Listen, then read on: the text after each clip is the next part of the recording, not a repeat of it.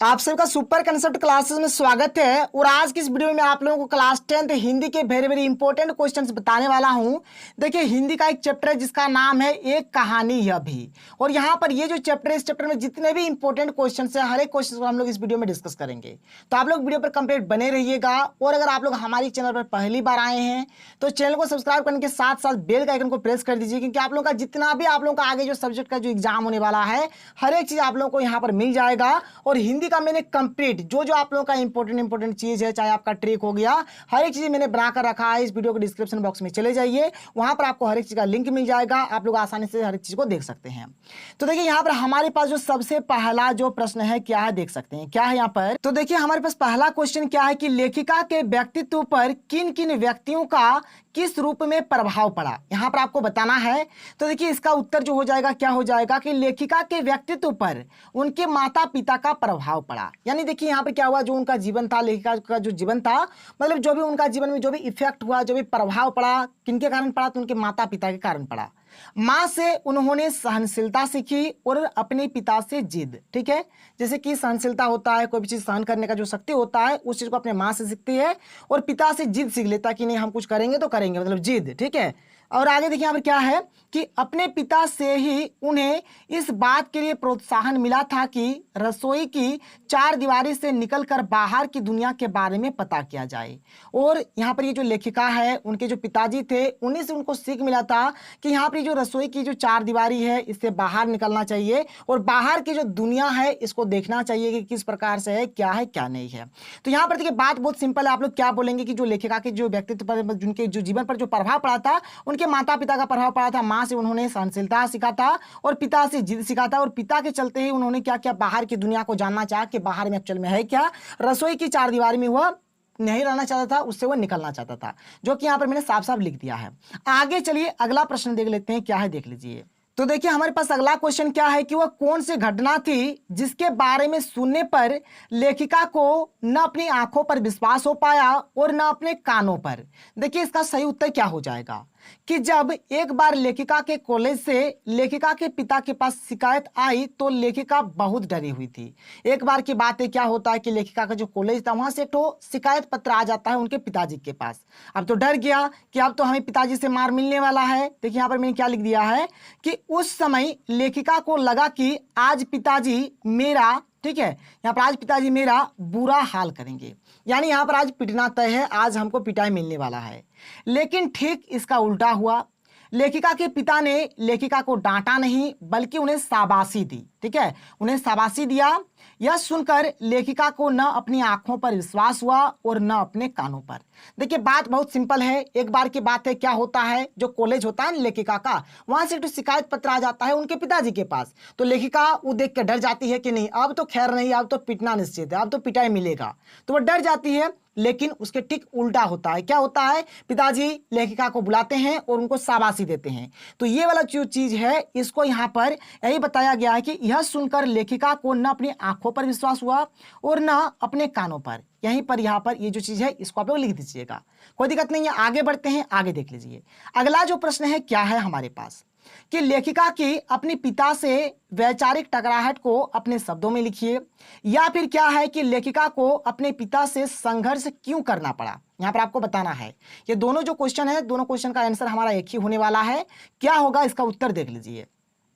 यहां पर जो पहला जो पॉइंट है क्या है कि लेखिका के पिता स्त्रियों की शिक्षा के विरोधी नहीं थे, परंतु लेखिका के पिता ये चाहते थे कि स्त्रियां घर की चारदीवारी में रहकर पढ़ाई करें, परंतु लेखिका खुले विचार के थे। यहाँ पर जो लेखिका के जो पिताजी है, वो चाहते थे कि मतलब लड़कियां पढ़ाई करें, जो स्त्रियां हैं वो पढ़ाई करें, लेकिन कैसे, तो चार दीवारी में रहकर, यानी कि घर के भीतर रहकर। लेकिन यहाँ पर जो लेखिका है, उनका जो विचार था थोड़ा अलग था, मतलब वो खुले विचार वाली थी, मतलब उनको बाहर में पढ़ना है, बाहर में रहना है, ये बात यहाँ पर बताया गया है।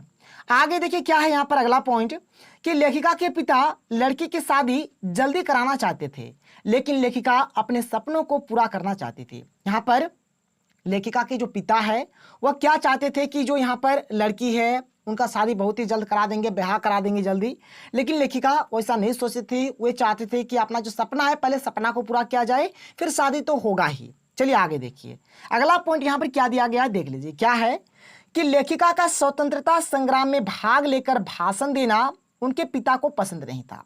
जो स्वतंत्रता संग्राम उस टाइम चल रहा था तो लेखिका उसमें भाग लेती थी और भाषण देती थी, जो पिताजी को कतई पसंद नहीं था, एकदम ये चीज एकदम पसंद नहीं था उनको। फिर आगे क्या है, फोर्थ पॉइंट, कि लेखिका के पिता का व्यवहार उनकी मां के साथ अच्छा नहीं था और लेखिका स्त्री के प्रति ऐसे व्यवहार को अनुचित मानती थी।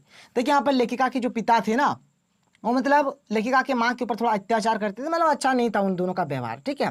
तो यहाँ पर ये जो लेखिका है, ये यहाँ पर जिस प्रकार से स्त्रियों का यहाँ पर स्त्रियों के प्रति ये जो व्यवहार है, इनको ये अनुचित मानती है, ये ठीक नहीं मानती है, वही चीज़ यहाँ पर लिख दिया है मैंने। फिर आगे क्या देखिए कि बचपन में लेखिका काले रंग की थी, इसे देखकर भी जो पिताजी थे वह हमेशा क्या थे, उदास रहते थे। पिताजी हमेशा क्या होते थे, उदास रहते थे, जो कि यहाँ पर मैंने साफ साफ लिख दिया है। आगे चलिए क्वेश्चन नंबर, यहाँ पर ये जो है एक्चुअल में क्वेश्चन नंबर कुछ भी हो, यहाँ पर इस प्रश्न को देख लेते हैं और यही हमारा लास्ट क्वेश्चन है यहाँ पर इस चैप्टर का। क्या है देख लीजिए, इस आत्मकथ्य यानी ये जो पाठ है में लेखिका के पिता ने रसोई को भटियार खाना कहकर क्यों संबोधित किया है। जो हमारा रसोई घर है, रसोई घर को यहाँ पर भटियार खाना बोला जाता है। कौन बोलते हैं, तो लेखिका के पिताजी। तो क्यों बोलते हैं यहाँ पर आपको बताना है, तो देख लीजिए। यहाँ पर इसका जो उत्तर होने वाला है क्या होगा, लेखिका के पिता का मानना था कि रसोई के, यहाँ पर तक आप पहले लिख लीजिएगा, ठीक है, रसोई के काम में लगे जाने के कारण लड़कियों की क्षमता और प्रतिभा नष्ट हो जाती है। यहाँ पर मैंने आपको क्या बताया कि यहाँ पर जो रसोई का जो काम काज होता है, जब कोई स्त्रियां उस काम काज में लग जाती है तो उन लोगों का जो क्षमता होता है, जो प्रतिभा होता है, वो नष्ट हो जाता है।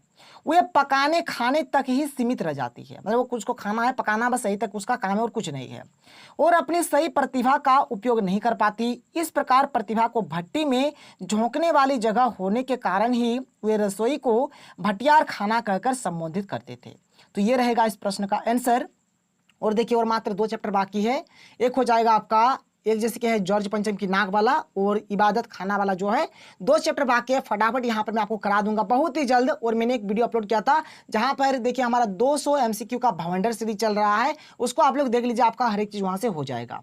और देखिए आप लोगों का जो हिंदी होता है, यहाँ पर देखिए हिंदी बहुत ही सिंपल होता है, लेकिन यहाँ पर थोड़ा सा गलती क्या हो जाता है, आकार, हर्षिकार, दीर्घिकार, ये सब में, कॉमा में, फुल स्टॉप में, तो ये सब चीज़ों के ऊपर आपको ध्यान रखना है और आपको बिल्कुल भी घबराना नहीं है। जो क्वेश्चन आपको सबसे पहले जो आसान लगता है, सबसे पहले आसान क्वेश्चन को बनाइए, फिर धीरे धीरे आप लोग क्या करिए, आपको जैसे जैसे टफ जो आपको क्वेश्चन हार्ड लगेगा, ठीक है, वैसे क्वेश्चन को आप लोग लास्ट में बनाइएगा, जो आपके लिए सबसे बेस्ट होने वाला है। और अगर आप लोग इस प्रकार से करते हैं तो आप लोगों का हर एक चीज़ हो जाएगा।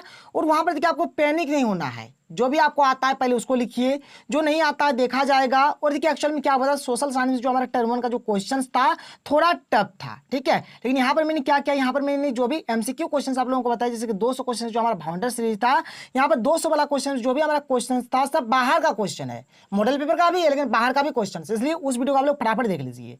तो चलिए अगर आपको वीडियो पसंद आए तो वीडियो को लाइक करिए। तो मिलते हैं अगले वीडियो में। थैंक यू, जय हिंद।